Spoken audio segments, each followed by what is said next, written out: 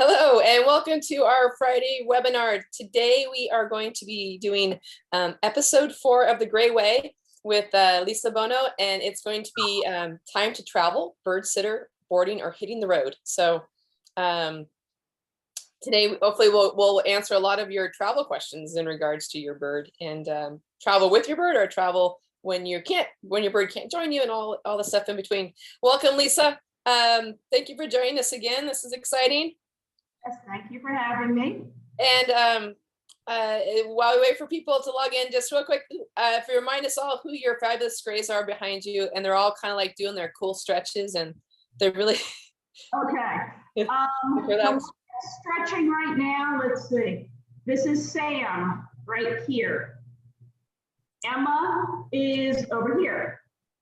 Sterling is back here.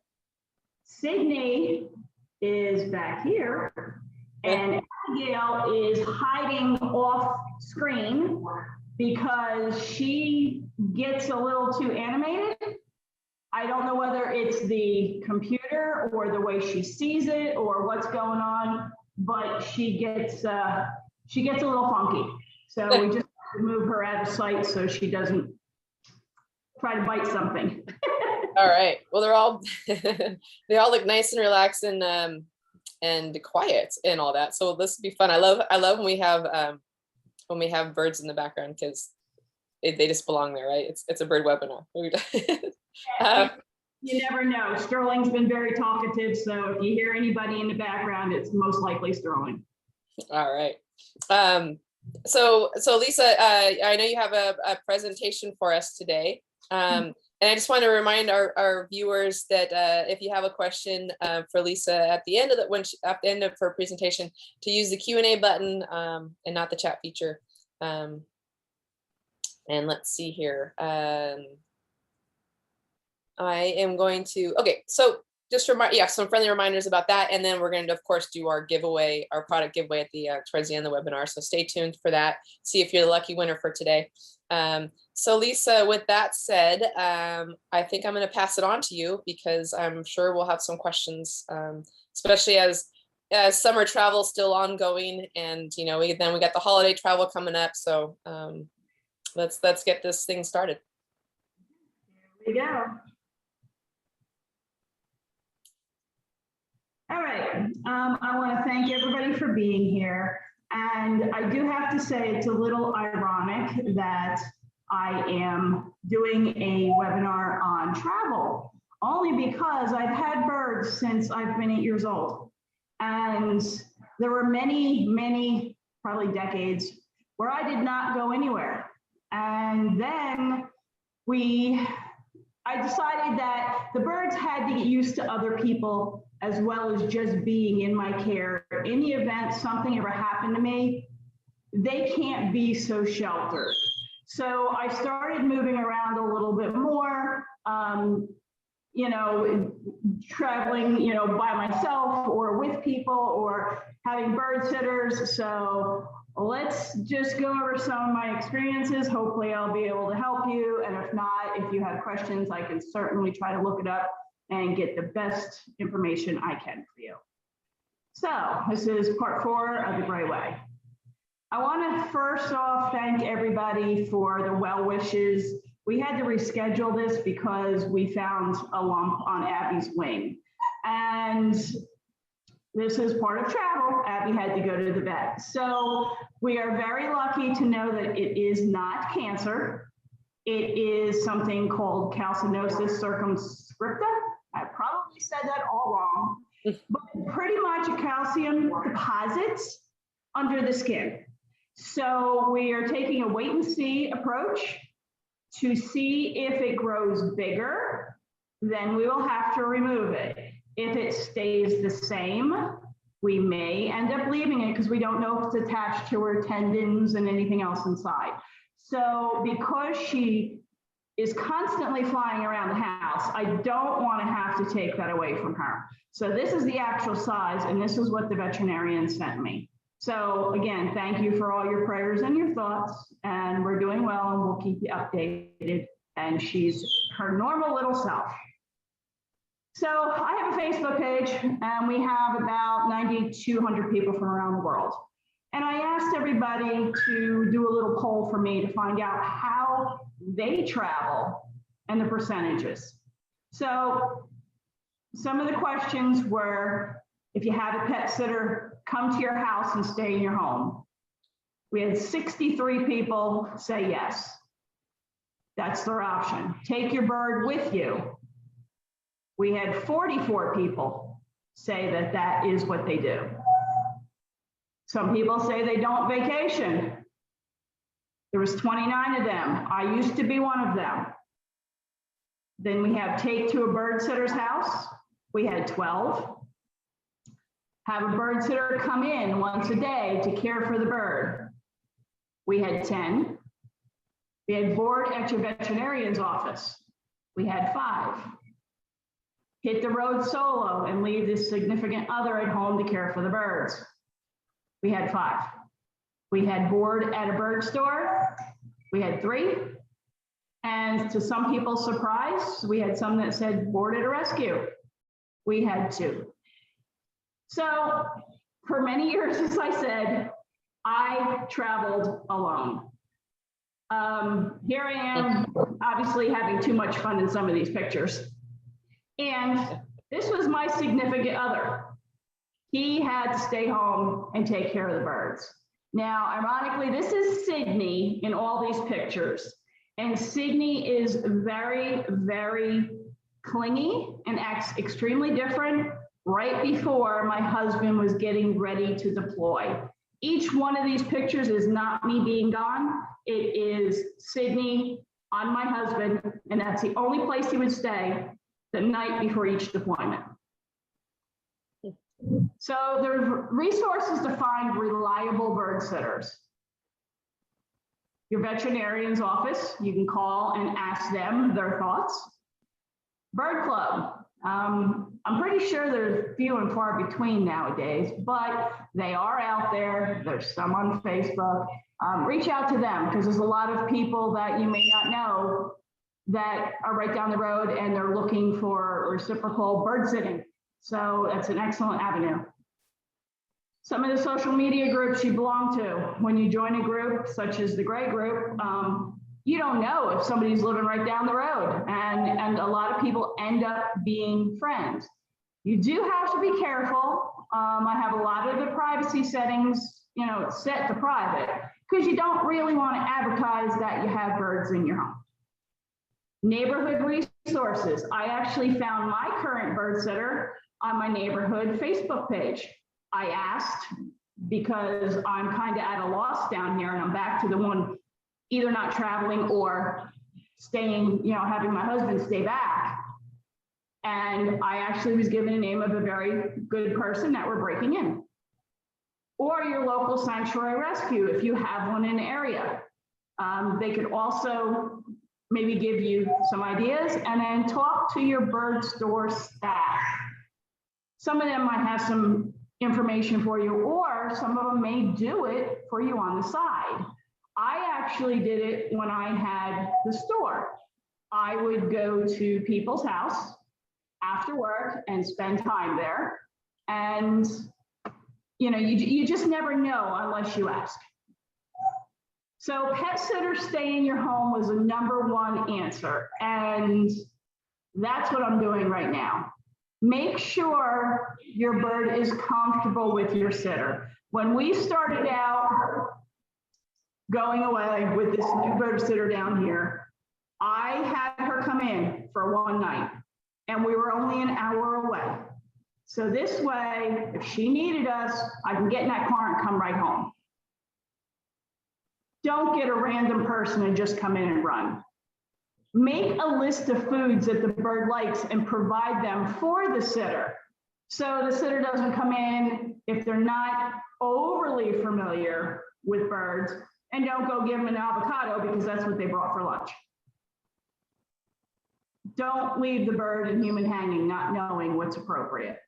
Divide up and compile food packets if more than one food or one bird. Now, what I mean by that is with my 6 birds, they eat different things. They have allergies, so I have to be careful of who gets what. So if I just leave this big container on the counter and say, all right, birds get this, I don't even think my husband, after 20 some odd years of being together, would know who gets what. So I actually will fill their feed bowls, and then I will put it in a little Ziploc bag, and then in another big Ziploc bag with their name on it, and then instructions. So it's kind of foolproof. Your sitter knows how much you feed. You don't want them not having enough food or too much and then not feeding it the next day. You also want to make sure you make extra packets of food in case you get stuck somewhere, because you have that Murphy's Law going on and you just never know. So if I go away for 3 days, I make enough for 5 days, because I figure in that 48-hour time, somehow I'm going to get home. Print out veterinarian information, name, phone number, and directions. I have that hanging up in both my regular bird room and my bird sleep room. So this way, if there's an issue, my sitter knows, or my husband knows exactly who to call, where to go. Let your vet know that you're leaving town. You can call the office and say, hey, I'm leaving. I have so-and-so taking care of my birds. Ask if they need to have written consent for your caretaker to make decisions on your behalf. In case you're in the airplane or you're out of the way, your vet should know. Make sure your sitter has all your contact information for your route, so they know how to get a hold of you as well. Cell numbers, flights, hotels, anything you can think of, the more information, the better. And make sure the bird sitter knows how to handle your bird if they have to. And this is an excellent reason for a bird to be stick or towel trained. All of my guys are. So if someone came here and needed to get them up to go in a carrier, they can do so without the fear of being bit. So I had an excellent bird sitter up in New Jersey. She actually worked at my store as well. And what helped ease my mind when I did travel, because my husband and I started traveling together probably after 10 years of marriage. And the reason that happened is not because I wanted it to, but my husband was being deployed to Iraq. So I needed to go down and see him in Texas before he deployed for a year. So all of my clients, all of my friends were pushing me, you have to do this, you will regret it if you don't. So I had somebody come in, she sat at my house, she worked my store, I had other friends working the store, and at night I would get these cute little pictures. So over here, one says, happy birthday, Lisa, or it might say mom, but she would always caption. So I would always know the birds were out being around. And again, this is Sydney, the first to our Sydney, because she just, all the bird sitters love Sydney. So when you have someone come in and care for your bird, make sure they have knowledge, bird knowledge. Oops, sorry. Agree how many times they will visit each day and for how long. Leave a detailed list of tasks, such as check the toy links for safety, change food water, check the locks to make sure they're still in, bag up food for daily portions, as mentioned. I also have a bag, a regular, brown, big garbage bag they would use, paper bag, and I put appropriate toys in each bag with their name on it. So this way there's no confusion of who gets what, considering Emma is terrified or reacts differently to big toys where Abby could care less what size it is. So this way there's no confusion of who gets what toy, and this way they're kept busy. Don't keep your bird near a window for anyone else to see, okay? If it's there usually during the day, all right, we'll move it away while you're away. You don't need people looking in and realize your vehicles aren't there. Consider a security system and live cameras. Some security systems have apps that work the lights, TV, and radio. Leave a list of contact information and directions for the vet, as I mentioned, and your plans and contact information. And ask for updates and pictures every day. This way, you know your bird sitter's there. If you don't have your cameras, at least you know something's going on. Now, the reason I learned that some security systems have apps and to work the lights and stuff is because I recently did a bird sitting job. And I would go over there once a day, and I was contracted to stay about an hour, but my average was 2.5 to 3 because his family wasn't home. I wanted them to come out. I wanted them to play and get interaction. And I think we both kind of looked forward to it after the first day and him thinking, who is this person? But they were able to work the lights. So they knew if the lights were on and if they had an issue, I could go back over. And they could keep an eye on both me and the bird. And I had no problem with that. And it's more sense of security while you're gone. You can board at your vet. Usually, vets will have separate boarding areas, perhaps on different floors of the office, that's just dedicated to boarding. Your vet may require to run tests to stay in the facility because of all the other birds in their care. So you can't get upset for a vet wanting to test for this because they have to protect everybody.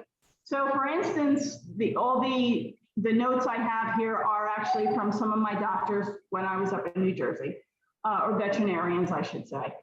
This is Dr. Wade's office up in Clarence, New York. It's up by Buffalo. So she goes on to explain a little bit about how, why you need your tests and where they keep them and who's there to take care of them. And it has its ups. You have somebody that's there watching, they have security. So, and if something's wrong, you have experience hands-on right there.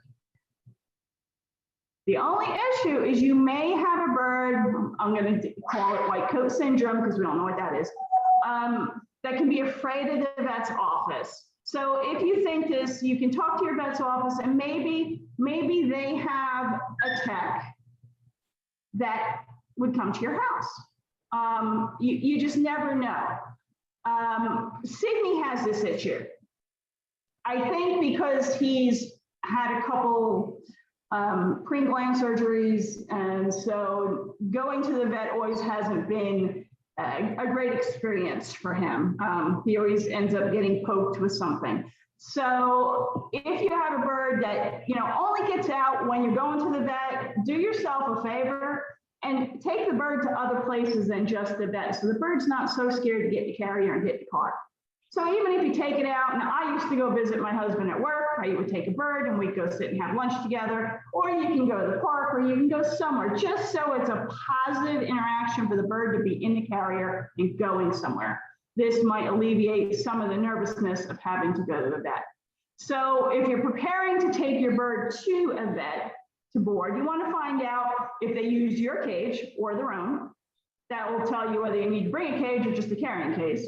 If they use their cages, how do they disinfect? Now, of course, they know what they're doing, but it's probably going to make you feel a little better just to ask. How often are the birds fed? If they're fed in the morning and you do more at night, if there's a variance there, you might be able to talk to them and maybe they can, change up a little bit. Do you need to bring your own food? Some places will only want to use one food that's there and they'll want to incorporate it. Others will just say, yes, bring everything and anything you have. And then you want to bring your own little extra treats, again, your toys. More times than not, questions are welcomed by the veterinarian team, and it's always okay to ask questions. If you want to board at a rescue, now, a lot of people don't know that rescues do this. Some do, some don't. If you have a working relationship with a rescue, or if you rehome the bird through there, you already have a foot in the door, you have a good working relationship, they may do boarding. I know a couple that do for their clients. You just have to make sure that you do your research. You want to make sure it's in a good place, not just any place. And you're going to hear me say that a couple times. And, there's just as many good out there as there are bad. So do your research. Maybe volunteer at a rescue to see how things are run and be the caregiver to somebody's bird that you're searching for yourself. To prepare for this, again, check to see if they're using their cages or yours. Again, how they sanitize between stays. Check those references and pack your own supplies and divide up just as you would for a bird sitter that comes into your house. Boarding at a store. I don't think there was many people that actually said this, and I could tell you as a store owner who practices biosecurity, this is probably my least favorite option. Now, there's fabulous stores out there. I have several friends who own stores. I've seen them disinfect. I've seen their facilities. I know how they're run. I would trust my own there. But there's other facilities that just have a boarding room and anyone could go in there and they don't ask for testing. And yes, testing costs more, but that's protecting you and it's protecting everybody else. And some of these boarding rooms happen to be in the same area as the grooming station where anybody can come in with a bird. Now, as good stewards, we need to be aware of this. I'm not bad-mouthing anybody. I'm just raising your awareness that there are diseases out there that can cause or harm your bird that's transmittable through poop and feather dust. Your vet can always discuss this with you. And my best advice is to research the store. You may be able to find health department records online about them or know someone has used your service.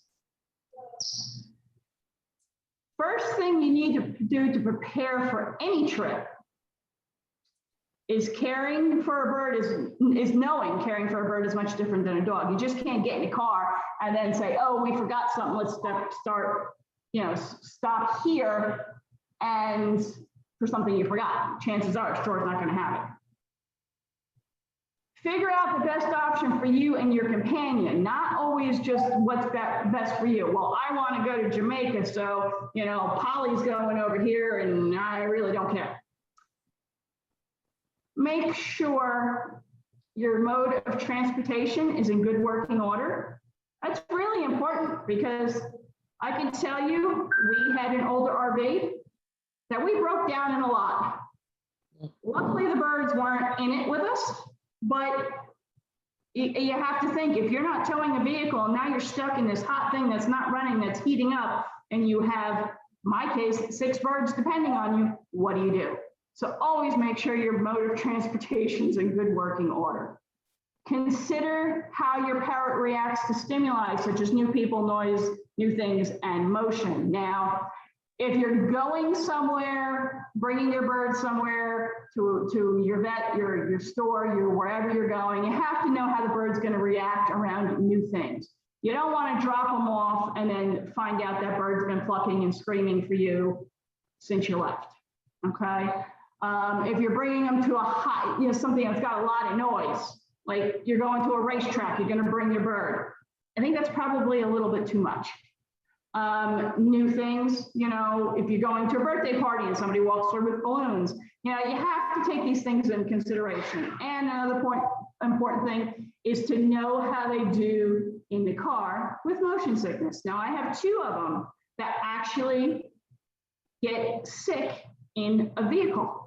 So Emma, you'll see my 2 girls. Emma is one with a twisted neck in the picture on a lower level. Her car sickness is pretty violent. I usually can get about 45 minutes and then I have to stop. And then I can get about 20 minutes and have to stop. And my trip consists of stopping every 20 minutes to make sure she calms down. Abby on top, I think she just gets a little more excited. Hers isn't as violent, but it lasts longer. So you have to take that in consideration if you're getting in a car and, say from New York and driving, to Arizona, and you have a bird that's going to be throwing up. You might have to talk to your vet about different options. I have success with ginger. I make a ginger water, and that seems to settle their bellies. And I can't tell you whether covering their carrier or letting them see everything that's going on or being in the back seat, being in the front seat, nothing makes a difference. The only difference I've seen is with the ginger water. So I have noticed with our RV, Maybe because they don't see things zooming around, or because it's an air ride bus that there's not as much motion and bouncing on the road, they've actually been doing better. Take some short practice road trips before the big drive to acclimate your bird to sights, sounds, and motion of the car. That's when you're going to find out about motion sickness. So shorter trips, make a little bit longer each time. Pack the appropriate amount of food, water, treats that are going to last you while you're away, so you don't get stuck having to stop somewhere to get something you can't find. Make sure the environment you'll be staying in is bird friendly. Be familiar with the location of an avian vet in case you need one, wherever you're going. You know, you take the time to get your hotel or your rental car, make sure you take that time to look up for your board certified avian vets that are in the area in case you need one. You may also want to consider, instead of having water in your travel carriers, maybe apples or grapes or watermelon, because spilling water is going to make a mess. So you can offer water. I usually offer it in a bottle. When I stop, I'll give them water, but they usually have, you know, some sort of watery fruits in there. Taking your parrot with you, modes of transportation. You have your car, airplane, and RV. You got to choose the right carrier for your parrot.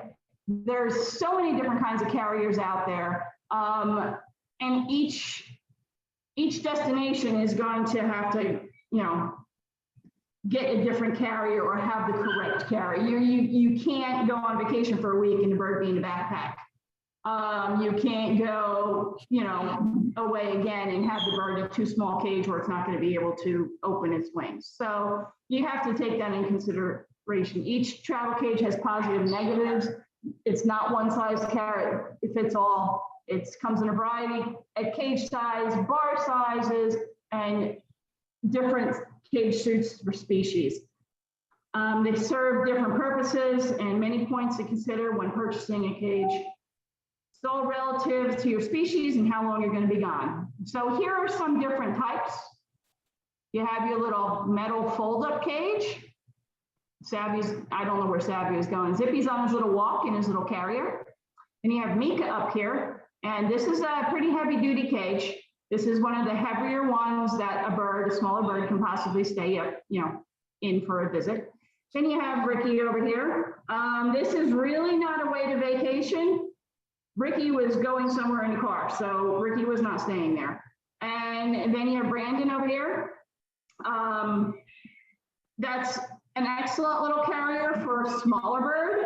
I bought one for my gray, and I mean, she looked like, I don't know, she looked like a sausage stuffed in there. So this is good for a smaller Timneh or smaller than that.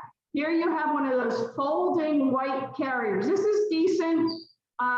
It's not going to be as sturdy, and you do got to make sure you're just not getting one of the dog crate ones because they don't have the same lock as the bird crate ones.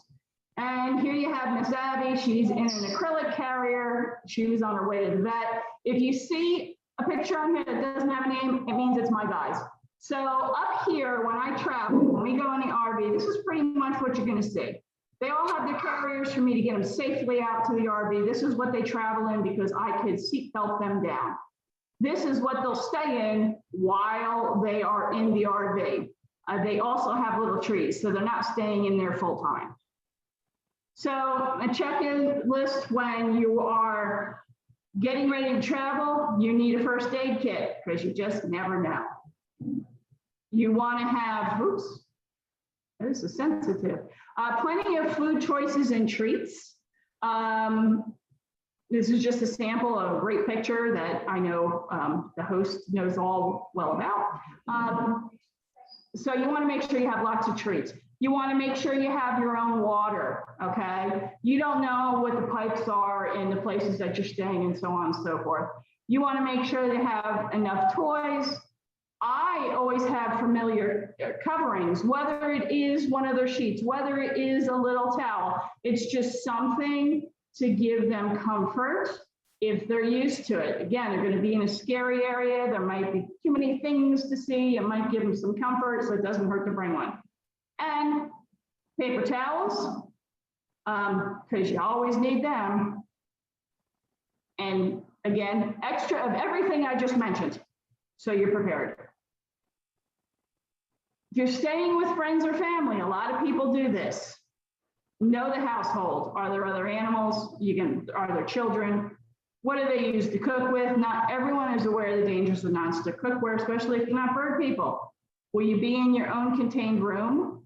Or do you have to be aware of doors being open, windows being open? Are you staying in the living room? Remind them to spray nothing in the house while you visit. And again, bring your own water for them to drink. You're not being rude. You just want to make sure that they have something that they're used to. And that's just what I always do. If you're staying in a hotel stay or Airbnb, check for policies prior to booking. They may have added fees for animals or not allow them at all. Check what they clean with. You don't want them in there with Febreze, something like that, or spraying bleach. When I've done it, because when we broke down, we had to stay someplace, tell them you do not want maid service at all while you're there, because the maids aren't going to really pay attention to what you have there. Don't advertise you have a bird in the room. Don't put them in the front window, because you just never know.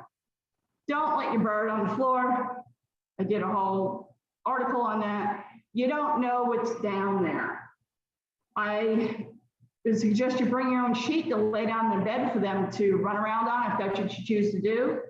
Sprays could have been using them that are toxic. They might have just sprayed them down with Febreze. And again, bring your own water to drink. You can see there's a pattern there. Airline travel, make sure your bird is travel ready. I'm not going to go over everything here. You can read it as we're chatting. Not every airline allows parrots to come in the cabin. Even when you carry on a bird, all airlines have restrictions when and where you can travel. You usually have to pay an extra fee for that. Airlines may have blackout dates where no animals are allowed. It's usually around the holidays. And even if you do book and everything seems fine, make sure you double check before you leave to make sure they didn't change the rules before you embark on your journey. You'll need an airline approved carrier. I'm reading more that they want them now to fit under the seat in front of you. Excuse me. Hey, somebody needs to be quiet. I don't know if that's true for all airlines, but that's what I've read up on. I have not personally taken my birds on an airplane. But if I would be making sure that they're either on the seat or underneath. Make sure the carrier, excuse me, Sydney.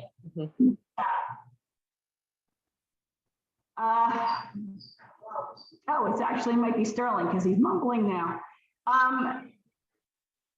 So as I was saying, they tend to want soft-sided carriers. I think maybe because they could squish it under seat.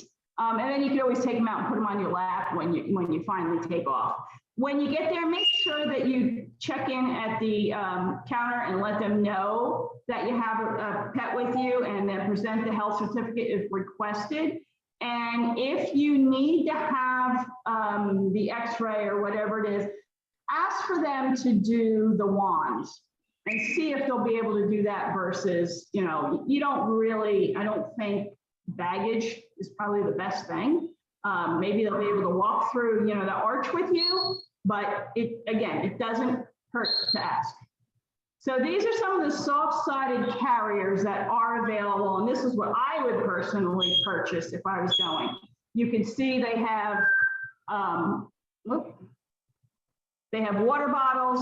Here's one with a tail for a long-tailed bird. They fold up, and here's the perch inside. It just seems like a very good construction. You want to make sure what you're purchasing, whatever it is, that it's good quality. If you have plastic on the sides here, that's not good, because you know your bird's going to get out before you even take off in the air.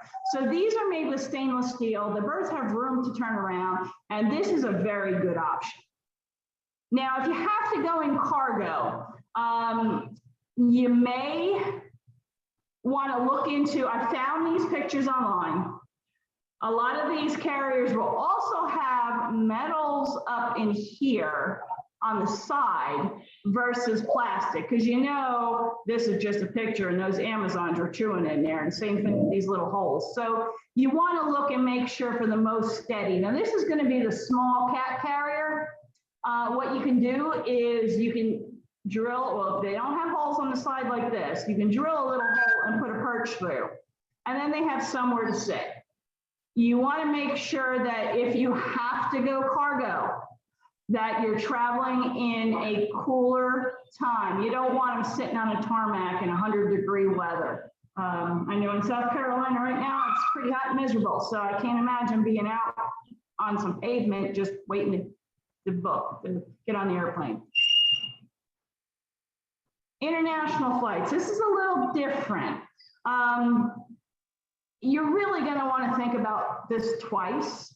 It's different if you're moving and you have to go through this process, but to take your bird on vacation to France is probably going to be extremely stressful to them. So there's some steps you do have to take. You have to check with the consulate of your destination country. You have to have health certificates. You have to have the correct paperwork. You are going to have to do quarantine. And the harder part is probably getting your bird back, because it has to go through all of that again. And there's some areas that you're not allowed to bring birds into or from. So really consider that before you think about doing it. You don't want your bird stuck in another country. Always take a direct flight if you can. Connecting flights, I mean, we've all heard how people lose their luggage and they don't make the plane, and you don't want that for your bird. So this is not going to be a complete list. You know, you're going to have to, or an accurate, I can't guarantee you that Spirit is allowing now. I have seen many people on Spirit with their animals in carriers underneath and on seats. So you always want to check with the direct airline and find out what they want, how they can travel. And I would always opt for in-cabin and pay the extra versus down in that cargo area with all those scary things going on. Now, there are some excellent breeders that know what they're doing, and they know how to pack the bird up, and they know how to get it to their spot on time. They know the times to, ship out. That's a different story. I'm just, a caregiver. I don't know that kind of stuff, so that's why I would always opt to have them in the cabin with me. RV travel. Now, I just happen to think that's one of the cutest little RVs out there. And this is Anne, and she has her little girl, Lola.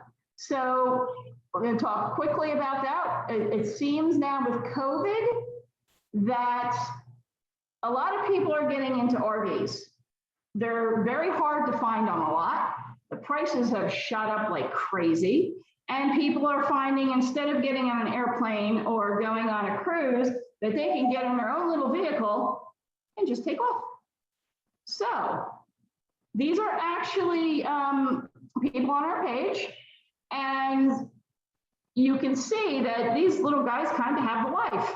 Look up here, you get Evie hanging up here on, they have a rope perch hung up, so she's got her own little swing. And so they'll use a table. There's other spots you can put. Here we have Rocco. He's in a pop-up, and so he's looking out where they usually lay. Ellie's having fun over there in the corner. This is actually me driving my first RV. So you don't have to be a big trucker to be able to handle these things. Here we have one that's looking over the San Juan Islands. I mean, I would really like to go there. So now we have Rocket, and Rocket travels with two other birds and his parents, or I should say caregivers. Here are just some birds enjoying their little times here. Now, when Anne goes out with her birds, she has a little pop-up tent here that's next to her little travel thing. So she has a lot of visitors come by and ask questions, which is really cool. Here we have Susan, Pedro, and Rocket down here. And this is their setup on a little portable table. No, again, these are not cages. They are locked in 24/7. The birds are getting out. As you can see up here, Diesel's, he's running around on the table. These are my guys getting ready to travel in our second RV. And down here on the bottom, you also have Farley and Ollie waiting to travel. That was my first RV. And here, as I said before, the picture over here, I'm not sure if you guys are seeing my mouse or not. So the picture all the way to the right, you'll see cages up on a little table. That's my old RV. And down in the corner, I did picture in picture. See, my guys all have their little travel trees. So they get to come out and you have to take, make sure your door's secure and you have extra locks on it. And, you put a sign on it, say don't open doors, so no one flies out. You have to take, precautions. And then up in the very middle on the top, you have my husband sitting out there with Sterling, enjoying a nice day. And again, I wouldn't necessarily advertise if you don't have to. That you have birds, just in case you decide to get away from the RV for the day. And now some of these RV parks are beautiful, the resorts. Other ones can be questionable. So you make sure you review your environment and you know what's going on. So now we have Sabaka and Mary Beth. She traveled a lot together. And this was at, I believe, family's house up on the left. In the middle was the view. You got a nice little view again. And then down there is a little tent. You can see the little cage inside the tent. So she's being secure with moving the bird back and forth, making sure he's not going to get out. And then up here in the top corner, you have Emma. When we were on one of our trips, she was out getting used to her little harness, walking around the pool, and we were greeting people. So if you do have an RV, what you want to do is you want to make sure that you have a CO detector. You want to check for propane leaks. Again, make sure your vehicle is in good working condition. Make sure you have monitors for that kind of stuff. I'm always still nervous with the birds being in there, knowing there's different things running that I don't know the mechanics to.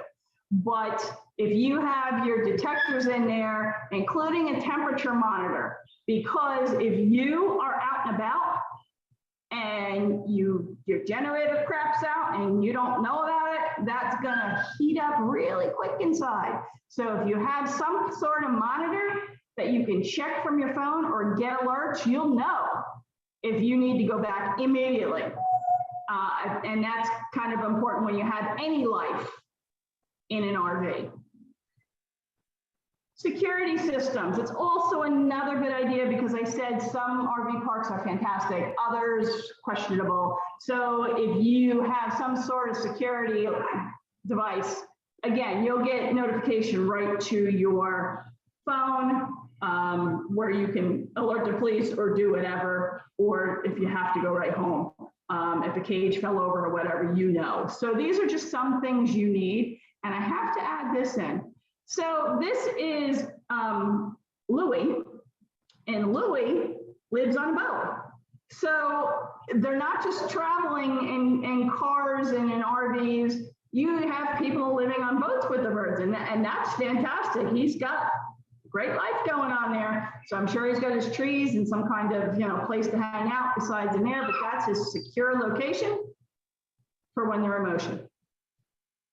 So when you get home, you want to make sure after your travels, you want to make sure you're looking out for any kind of sickness because there's been some stress. There's been travel, there's been boarding, there's been strange people in and out. You just want to keep a special eye on your bird and make sure that the bird is still continuing to do well and healthy after the journey is over. Now, I have to say, I don't like to hear people leaving their birds alone. I've heard people leaving their birds up to 5 days, and I would not even leave mine overnight alone. You don't know if you're gonna have a power failure or if the bird dumps the water, night frights, fire, evacuations for the tornado. You don't know. So why even take that risk? Now, see that little cage there? That just happened 2 days ago. I got a little note asking me to come help.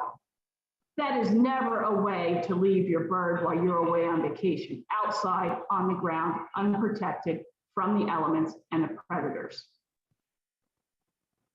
If you want more in-depth information about traveling, the American Veterinary Medical Association has some great resources for you to check out. And again, I appreciate y'all being here, and I hope I was able to answer some of your questions and calm some of your thoughts. And we will take some questions if we have time. I just got to figure out how to stop. Just do the stop. There you go. Perfect. That was awesome. We do have some questions for you, Lisa.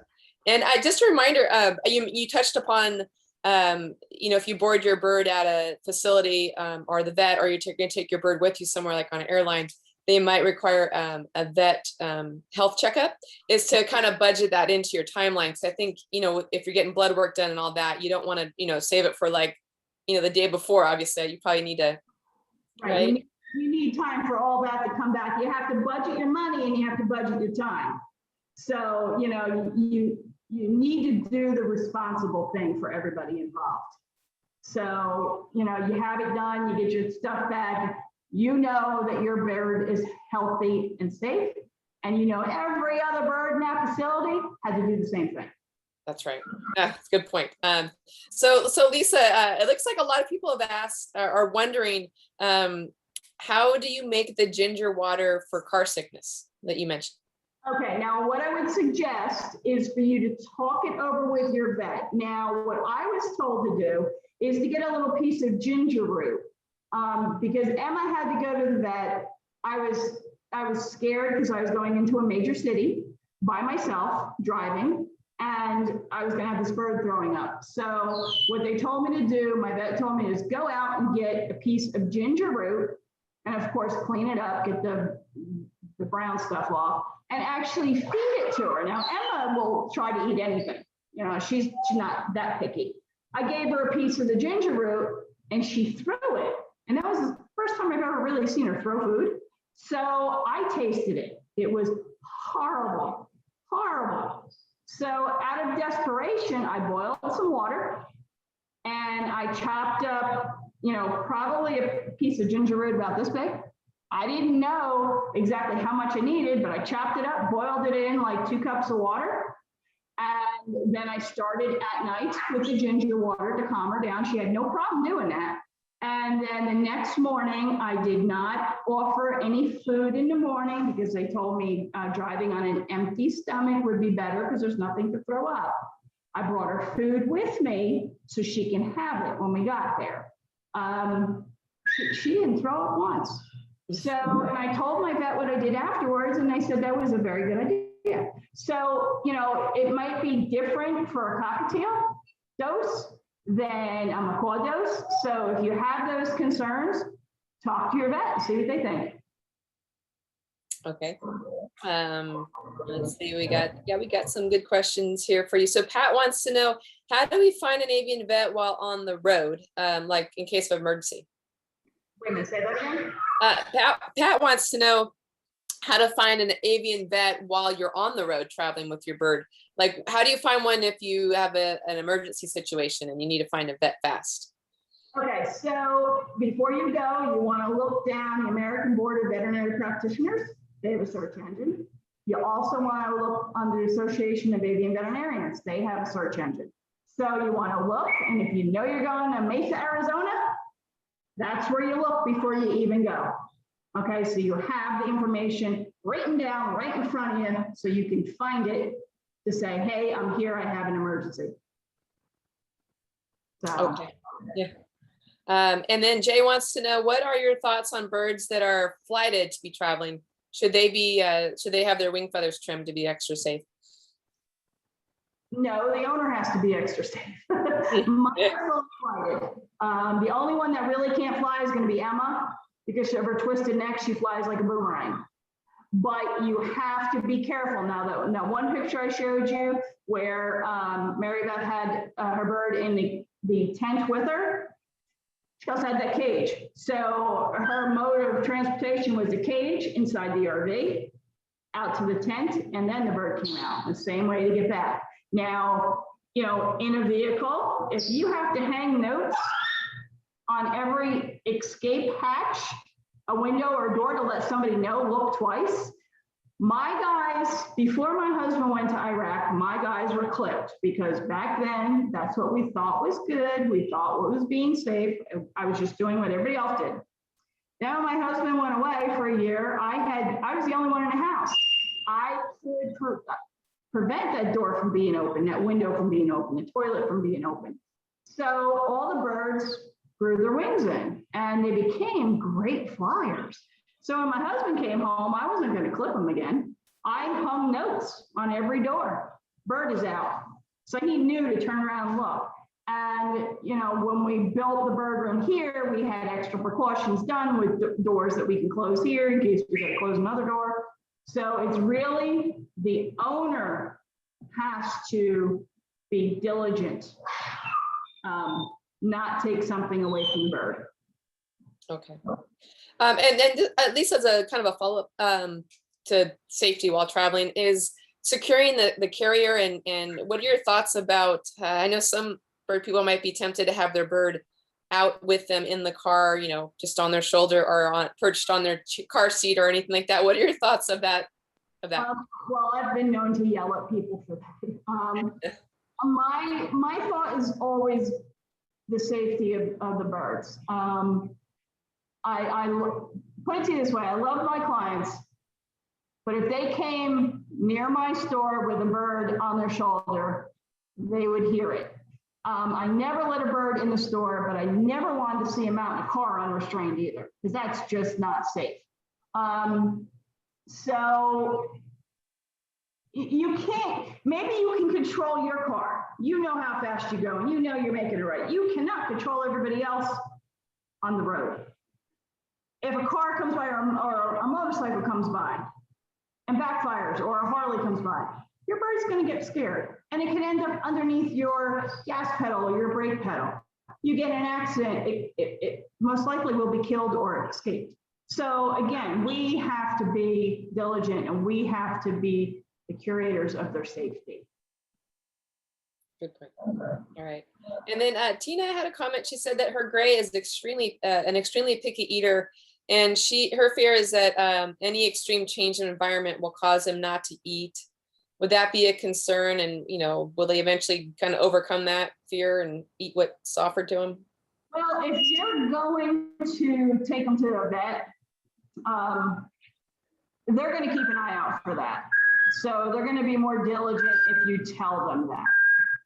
If you're taking a bird with you, I think they'll end up calming down enough in your presence. I mean, my guys weren't overly thrilled being in this RV that was moving with little cages and little trees, but they also got hungry.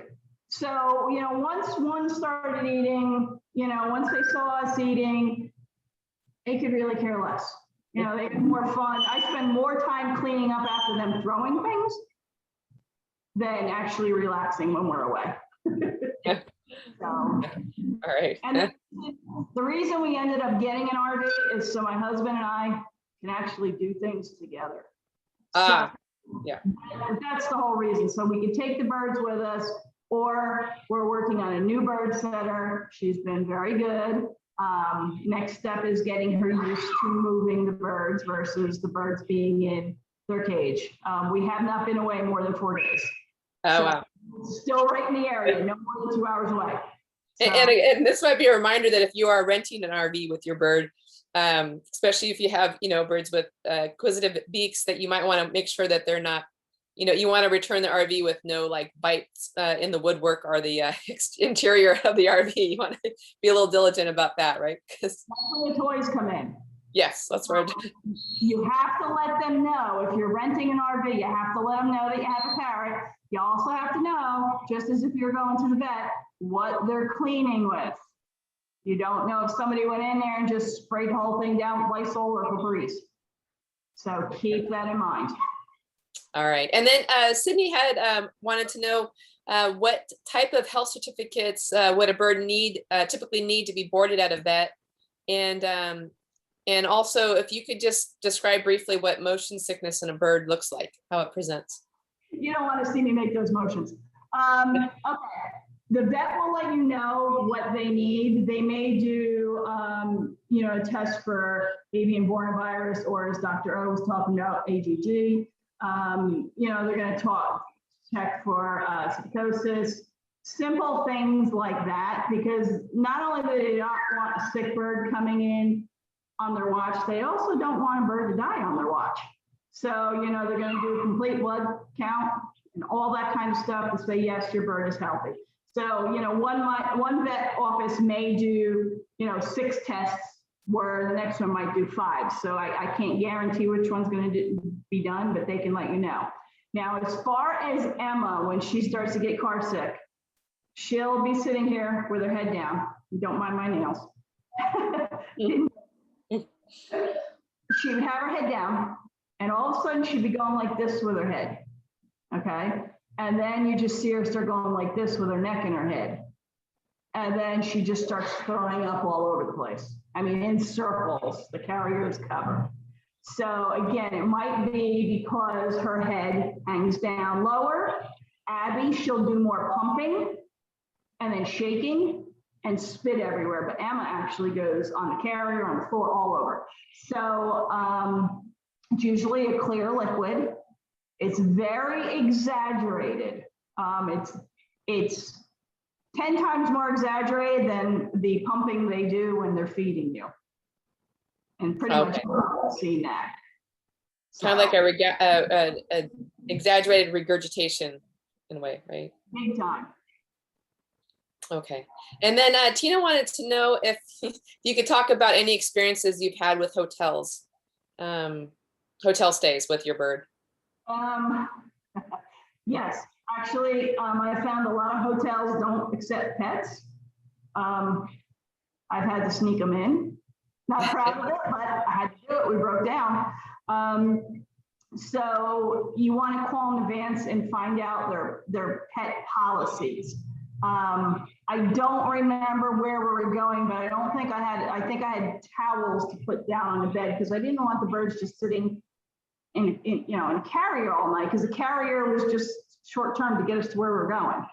So, you have to check their pet policies. Some of them, which I couldn't exactly tell you which ones, are more than happy to have pets. I've also been speakers at events, and they didn't really let birds in other hotels, and I know people snuck them in. I do know events I've been to for big organizations like the AFA, they bring birds, so their hotels allow them.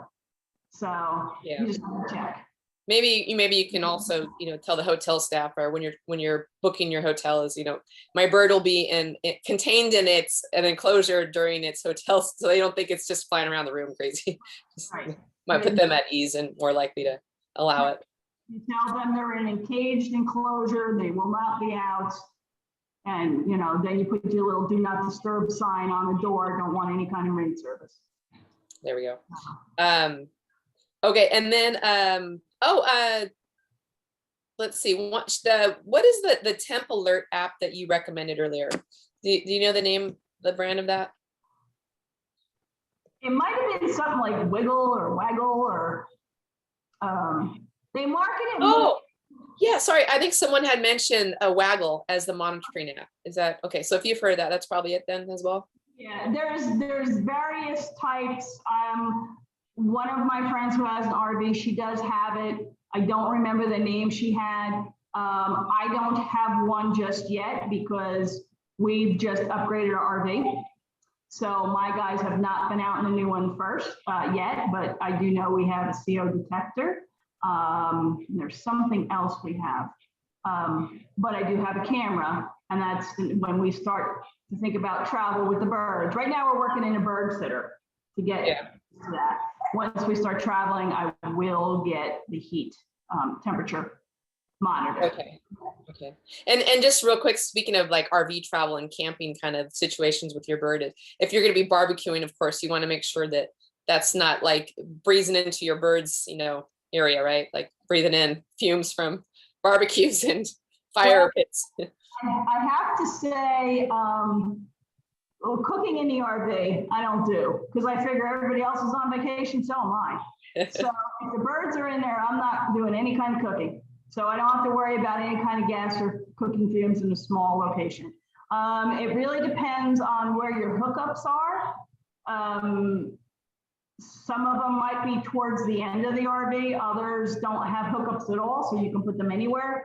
And you know, there's been times where we've been out, and no matter where you put your chair around a campfire, the wind always seems to blow that way. So, you know, you keep your windows closed and you make sure, you know, your generator's going and everything's taken care of that way. Nice. All right, you know what? We are out of time for today. So that went by quick. If we didn't get to your question, if you emailed it to us, if we didn't get to your question that was put in the chat feature, the Q&A feature, we can get to it and send you an answer. And this is definitely a worthwhile topic, especially since a lot of people are more and more, you know, we're all itching to get out of our homes because we've been, you know, cooped up for so long, and now it's like hitting the road in RVs and cars and different types of stays. So thank you so much for presenting this topic, because we always we want people to travel, but we want them to travel safely with their birds, so that everyone has a safe trip, right? Yes, and always make sure when the bird's in the carrying case in the vehicle, they have a seat belt on. So if you need to protect the seat belt, make sure you put a little towel or something over so they can chew on a towel versus a seat belt. All right, yeah, buckle up, everybody, you and your birds. So just real quick, I wanted to announce today's winner, and as I announce the winner for today's product giveaway, I'm going to play a video of the product giveaway. This is what today's winner is. Suzanne S. Congratulations. This is, hopefully, let me see if I can share this sucker here. This is what you are going to be receiving. Well, you and your bird. Here we go. Okay, hopefully this will. All right, here we go. Hope everyone's, you're going to be getting a bag of senior bird NutriBerries, and as well as another Lafeber product of your bird's choice. And Lafeber's senior NutriBerries, they're actually, you know, all birds of all ages can eat it. It has some advanced nutrition that's especially helpful for older, our senior citizens, as we would call it. So hopefully your bird will enjoy this. It's got some nice anti-inflammatory. See, there we go. It tells you all that's in it there. So, and it's offered in different sizes too. So we've got it for you know, large birds, medium birds, and small birds too.